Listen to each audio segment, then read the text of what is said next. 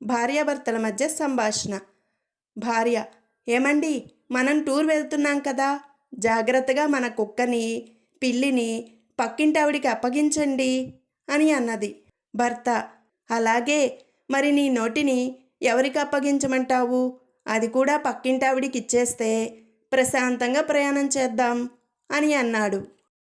ఒక వ్యక్తికి చిలకను అమ్మే అతనికి మధ్య జరిగిన సంభాషణ. ఒక అతను ఈ చిలక రేటు ఎంత అని అడిగాడు అమ్మేవాడిని. అమ్మేవాడు 10,000 రూపాయలు అని చెప్పాడు. ఆయన అమ్మో, అంత ఎందుకు, ఏమైనా మాట్లాడుతుందా అని అడిగాడు.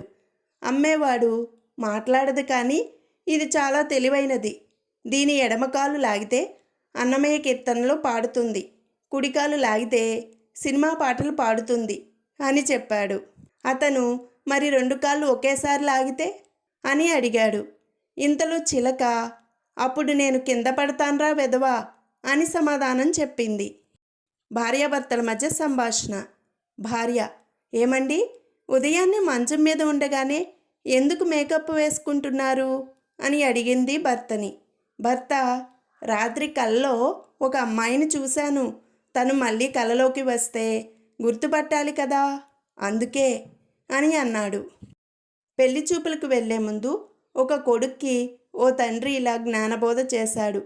చూడబ్బాయ్, నువ్వు కావాలనుకుంటున్న దానికంటే పెద్దది మామగారిని కానుకగా అడుగు అని చెప్పాడు.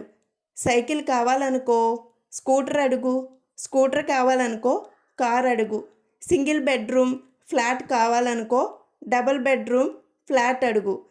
అలా కట్నం గురించి చెప్పాడు.